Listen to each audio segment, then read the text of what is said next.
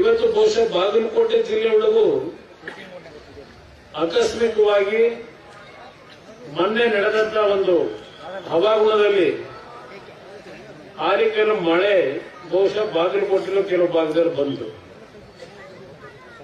ದ್ರಾಕ್ಷಿ ಬೆಳೆ ಬೆಳೀತಕ್ಕಂಥವ್ರು, ದಾಳಿಂಬೆ ಬೆಳೆ ಬೆಳೀತಕ್ಕಂಥ ರೈತರು ಯಾವೊಂದು ಕಷ್ಟಕ್ಕೆ ಒಳಗಾಗಿದ್ದಾರೆ.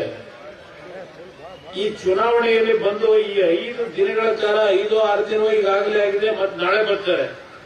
ಇವತ್ತೆಲ್ಲ ಬಿಡುವು ಮಾಡ್ಕೊಂಡು ಕೋಲಾರಕ್ಕೆ ಹೋಗಿದ್ದಾರೆ, ಮತ್ತೆ ನಾಳೆ ಬಂದು ಇನ್ನೆರಡು ದಿನ ಇರ್ತಾರಂತೆ.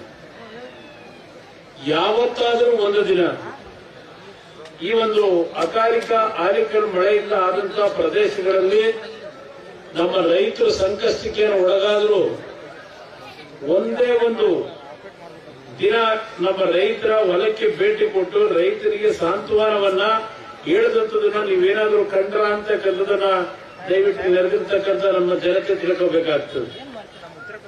ಇವತ್ತು ನಮ್ಮ ಕುಂಪಿಗೆ ಗ್ರಾಮದಲ್ಲಿ ಬಹುಶಃ ನೇಕಾರರು ಹೆಚ್ಚಿನ ಸಂಖ್ಯೆಯಲ್ಲಿದ್ದೀವಿ. ಇಷ್ಟೆಲ್ಲ ಇಲ್ಲಿ ಚುನಾವಣಾ ಪ್ರಚಾರಕ್ಕೆ ಏನು ಬಂದು 5 ದಿನ ಆರ್ಭಟ ಮಾಡಿದ್ರು.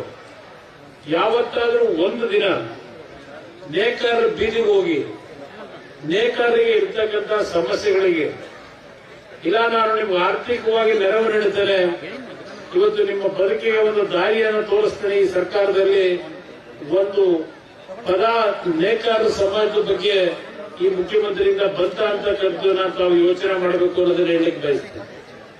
ಇವತ್ತು ನರೇಂದ್ರ ಮೋದಿ ಅವರ ಸರ್ಕಾರದಲ್ಲಿ ಕೇಂದ್ರದಲ್ಲಿ ಈ ಒಂದು ಜವಳಿ ಇಲಾಖೆಯನ್ನ ಏನು ನಿರ್ವಹಣೆ ಮಾಡ್ತಾರೆ, ಇವತ್ತು ಹಲವಾರು ರೀತಿಯ ಯೋಜನೆಗಳನ್ನ ತರಲಿಕ್ಕೆ ಇವತ್ತು ಲಕ್ಷಾಂತರ ಕೋಟಿ ಹಣವನ್ನ ಇವತ್ತು ಮೀಸಲಿಟ್ಟಿದ್ದಾರೆ.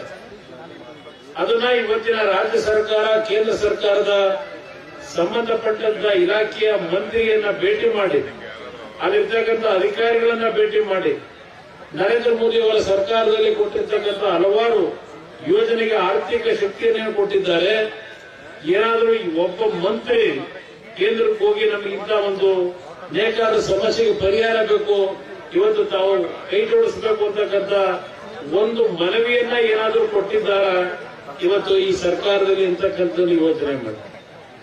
ಇವತ್ತು ಇಲ್ಲಿ ಬಂದು ವಿರೋಧ ಪಕ್ಷದ ನಾಯಕರುಗಳ ಬಗ್ಗೆ ಬಹಳ ಕೆಟ್ಟ ರೀತಿಯಲ್ಲಿ ಪದ ಬಳಕೆ ಮಾಡಿ ಭಾಷಣ ಮಾಡ್ತಕ್ಕಂಥದ್ದು, ಮತ್ತೊಬ್ಬರನ್ನ ಅವಹೇಳನ ಮಾಡ್ತಕ್ಕಂಥ ಅವರ ಭಾಷಣ ಏನಿದೆ ಅದಕ್ಕೆ ನೀವು ಮರಳಾಗ್ತೀರಾ ಅಂತಕ್ಕಂಥದ್ದನ್ನು ನಾನು ಕೇಳಲಿಕ್ಕೆ ಬಯಸ್ಲಿಕ್ಕೆ ಇಲ್ಲಿ ಬಂದಿದ್ದೇನೆ. ಇವತ್ತು ನಾನು ಯಡಿಯೂರಪ್ಪನವರು ನಾವೇನು ಕೆಲಸ ಮಾಡಿದ್ದೇವೆ, ಈ ರಾಜ್ಯಕ್ಕೆ ಕೊಟ್ಟಿರ್ತಕ್ಕಂಥ ಬಡವರ ಪರವಾದಂತಹ ಕಾರ್ಯಕ್ರಮಗಳು ಏನಿದ್ದಾವೆ ಪ್ರತಿದಿನ ನಿಮ್ಮ ಮುಂದೆ ನಾವು ಹೇಳಬೇಕಾದ ಅವಶ್ಯಕತೆ ಇಲ್ಲ. ನಮ್ಮ ಕರ್ತವ್ಯ ನಾವು ನಿರ್ವಹಣೆ ಮಾಡಿದ್ದೇವೆ, ಪ್ರಾಮಾಣಿಕವಾಗಿ ಕರ್ತವ್ಯ ನಿರ್ವಹಣೆ ಮಾಡಿದ್ದೇವೆ ನಾವು. ಇವತ್ತು ಇಂಥ ಒಂದು ಸಂದರ್ಭದಲ್ಲಿ ಈ ಒಂದು